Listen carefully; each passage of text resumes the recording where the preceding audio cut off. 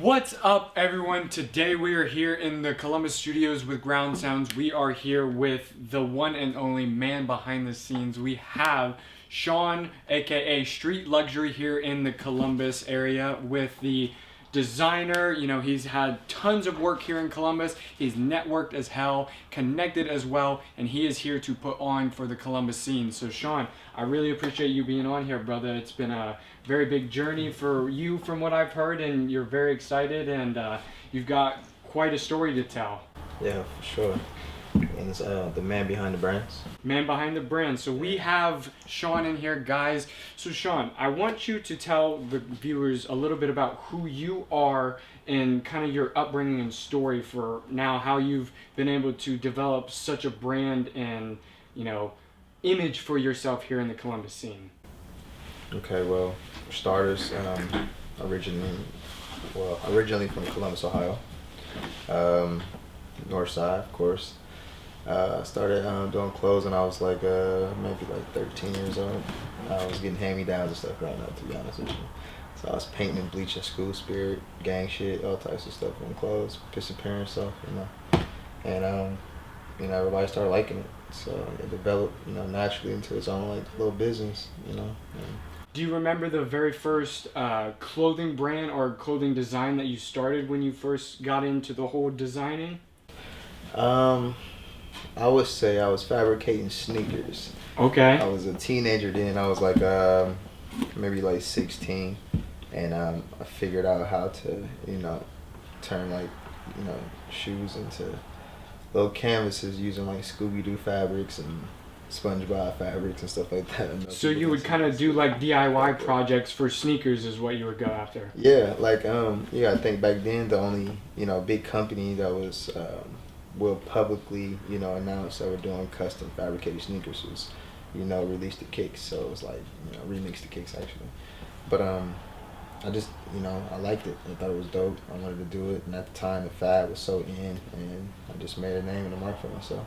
So when you first started getting into what you're obviously doing now in the whole industry of design and just really creating yourself, what was the main reason that you got into it? What was the driving factor that got you interested in doing stuff like this? To be honest with you, like I started off, my brand was called Cool Swag.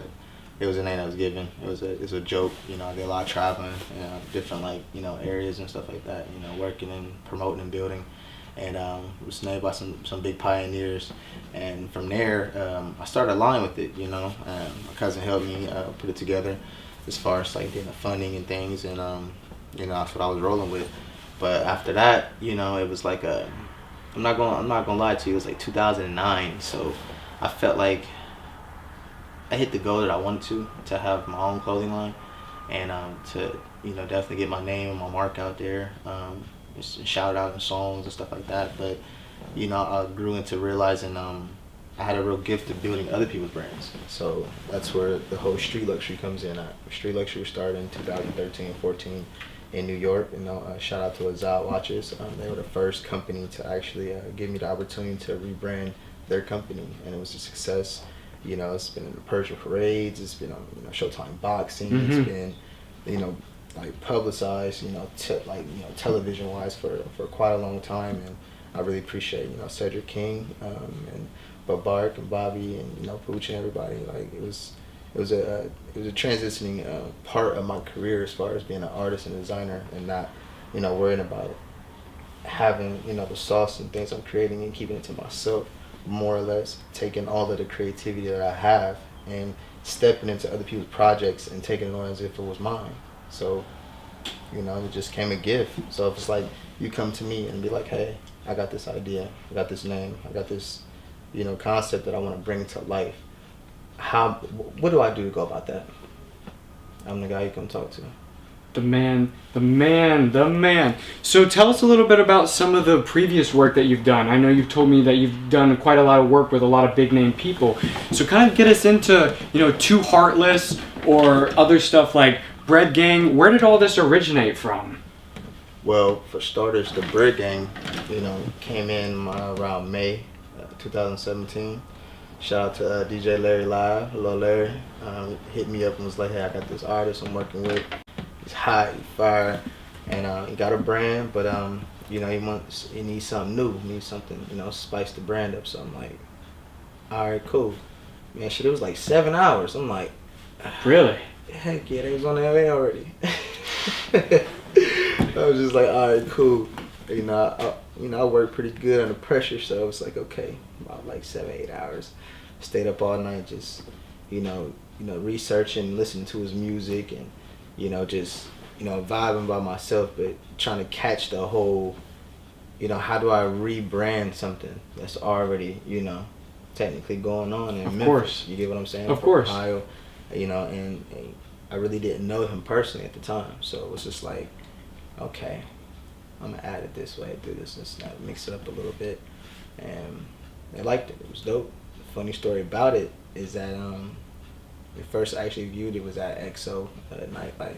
Really? Yeah, Plain Gang Mike actually brought me to the city first, so it was like, shout out to the Plain Gang. Make a long story short, he had a jersey on already, and at the time he was about to release Federal 3. Oh yeah. The jersey, whoever the jersey misspelled Federal, and just so happened I'm the one that catches it all the time. I'm always in the catching all this crazy shit, and I'll be the one to say it, and just like, it's organic because people remember it. I'm like, hey, so what's Federal? And they start laughing at me like, this nigga crazy. But realistically, I'm like, that's not Federal. That's not how you spell Federal whatsoever. And he looked at me like, what? Turned around really? here, like, what do you mean? It was funny, but it was cool though. And from there, put the jersey on and hit the stage, and it was a great performance. The city embraced him well, and that was the spark of our relationship from there. And it's been a great run. It's been like over a year.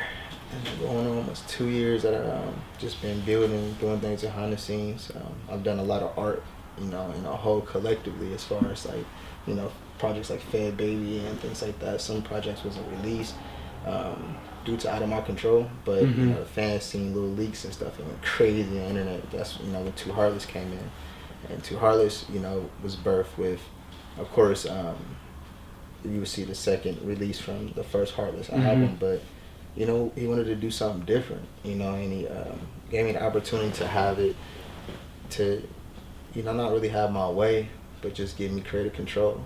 Like a lot of companies and a lot of artists are really afraid of when it comes to things. Because, of course, yeah. Nobody's gonna represent your brand like you do. You know what I'm saying? So when you put it in someone else's hands, it's a sole responsibility that comes with that. And I dedicate a lot of my life, and a lot of my time, and I isolate myself from the world just to be able to keep that part about me different than other people. You get what I'm saying? So it's like Too Heartless has a lot of a feeling, a lot of emotion, and a lot of, just, everything that you can think of as far as like when it comes to life, music, your career, your ups or downs, you know what I'm saying? Anybody and everybody can relate. It tells a great story, and it has a great meaning behind it as well. So would you say that doing clothing and stuff like this is your way of being an artist to tell a story? Of course. I mean, it's art, right? Of course. Some people go to galleries and they go to, art shows and, pop-up things with multiple artists from all over the world. What are you doing? You're going to go view their expression through what they created from either their hand or digitally or just splashed on the wall. But some way, somehow, their emotion was able to be, projected through the art. Yeah. So when you see the Too Heartless, I think like the first, view of it was a sketch design that was sent as a text, what I'm saying? And for some way, somehow, that shit hit YouTube. And within the first week, it's almost like 11 million views. All our videos, people taking pictures, sketches, blasting, going crazy, all over Twitter, all over everywhere, because the art is original. You know what I'm saying? So it's like the game is so, oversaturated with a lot of mimics and copycats when it comes to the, clothing and the fashion and the art, which is, understandable to a certain extent. You get what I'm saying? We get inspiration from everywhere. Of course. Everywhere. The people who you hang around with, the music that you listen to, just the city where you're at. So speaking of the city, how do you think Columbus has shaped you, in your both artistic style with your designs, and you know, the way that you position things in your fashion style. How do you think Columbus has truly impacted your style and design? I mean, Columbus is you can make it or break it here. And what doesn't break you definitely will make you. And that's, you know, the best way I can put, you know, just the city alone. You know, it's a very open, you know, very, you can bank something on yourself here. Not saying easy, but the market here can embrace just about anything depending on how you put it out there. Mm-hmm. And, you know, sometimes it might come with controversy, sometimes it might come with a little bit of hate here and there. But realistically, you know, this is where the sauce is really at. We're in the Midwest. Of course. I think there's so many great actors, artists, models, singers, you know what I'm saying, just performers alone have come from the Midwest. Columbus, Ohio is really a foundation, I feel, of, you know, just so many creatives that's collected in one barrel. Mm-hmm. You know what they say, crabs a barrel, right? Yeah. Big fish, small pond.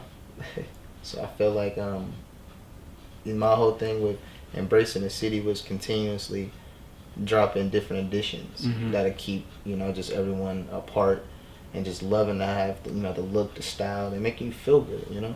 See, I don't believe in, you know, creating things and forcing it on people.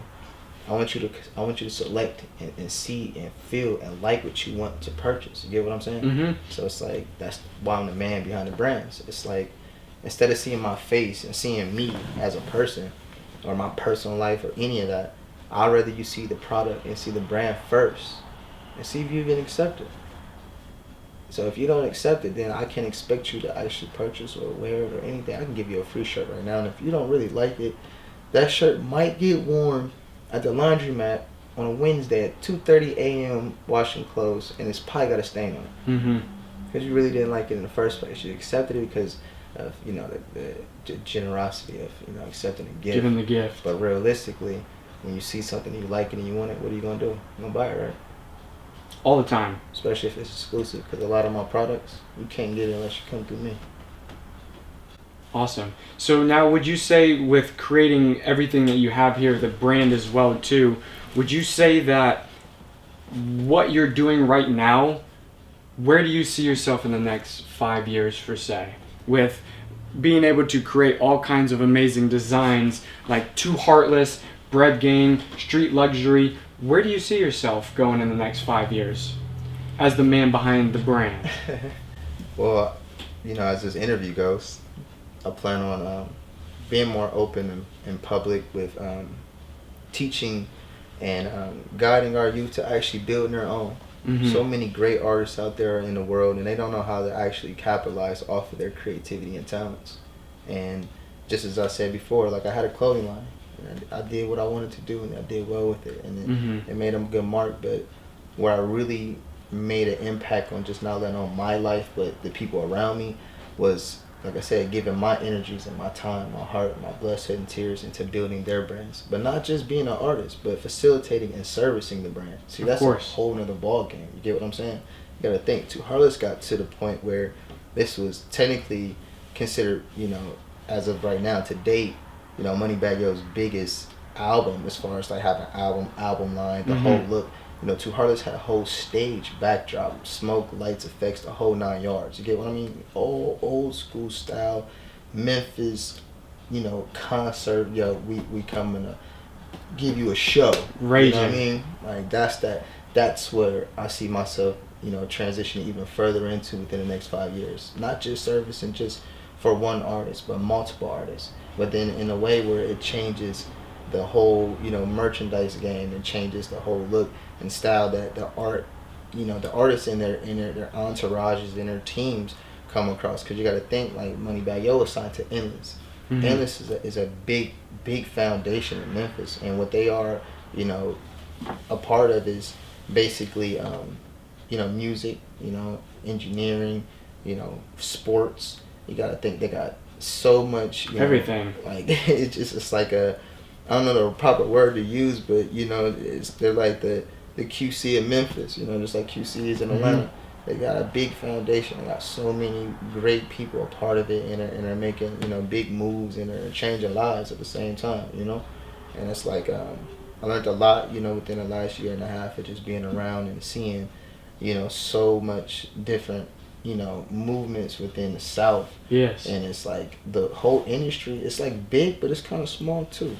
And it's like if you're good at what you're doing, you're gonna get known, and people are gonna recognize you, and they're gonna know what's up. No matter if you are on Instagram with 100,000 followers or you got 10 likes, if you're good at what you're doing, people gonna know. They're gonna see it, and they're gonna definitely support it, especially if it's something that they feel that they can be a part of and even make bigger. You know, and I've been blessed to have so many people come a part of my life, my career, and give me the opportunities. And you know, I've just done my best to not ever let anyone down. You know. Like I said, I stand behind my brand and any brands that I create. So awesome. So for the people that you've worked here in Columbus with, who are the top 10 local brands and people that you've worked with here in the industry? Well, we're gonna break it down. Like I say, Columbus-wise, I've built a lot of brands here, like a lot. But I'm gonna break this down. Let me see. I wrote them down too. So I would start with the #1 brand that I first really broke out with would be the Branded brand. You know, shout out to Baby Kane. Second, I would say Check Up Entertainment. You know, 1%, South LG. You know what I mean? Team Money Motivated. You know what I'm saying? Shout out South LG. Yeah, you know. BSC, of course. Bangy. 104 ENT. GDM. Got Dreams Movement. The Rich Squad.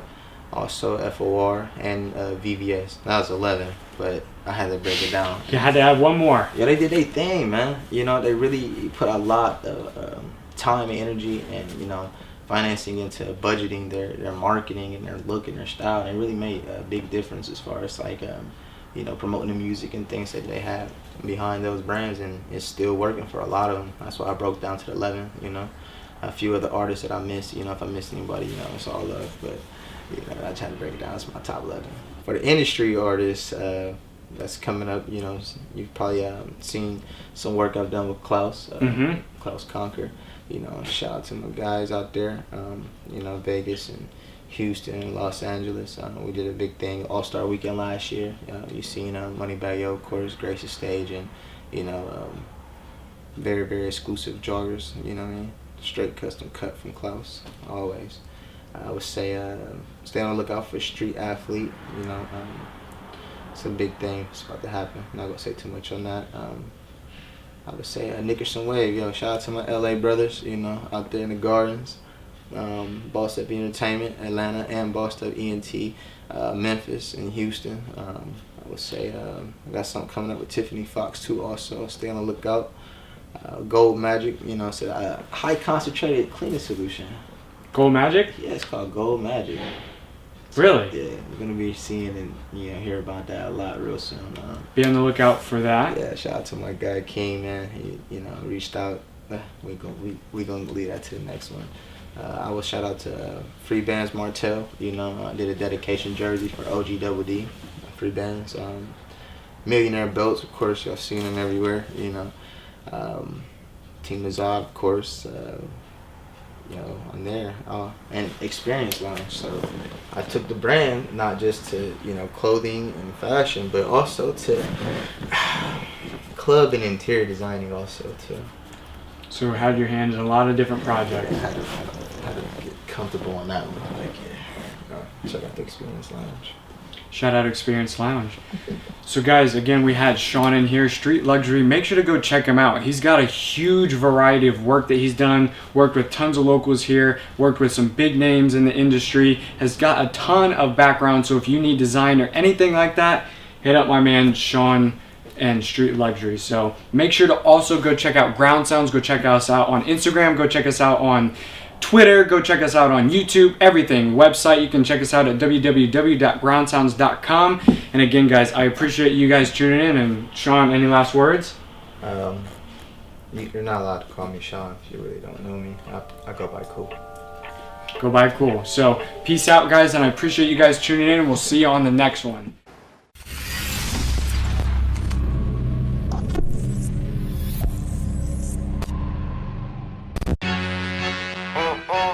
These little niggas really junior bacon cheeseburgers.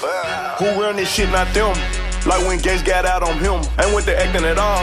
100 round cartridge, shoot me a film. Got a little bitch hardcore like Kim. Louboutin blood walk like Brim. Ever since I got cash money, I ain't gotta say nothing to him like Slim. You deflated, need Earl some. In the back like the Spur some. Told the bitch I don't curl some. Fuck the sister, double dare some. Why you mad? We can share some. Keep the drum, that's a snare some. Twin Draco, Siamese. What you call it? That's a pair of some. I'm rockin' water, Fiji. I'm on a yacht of some Yeezys. Speaking of I was selling it. I'm Mario Count Luigi. 28 grams of Juicy J. Water, little no overlay. Newest rape, Louis Drape. Open case, do the race. Who running? Pink and purple in my cup, I'm lil' pumping.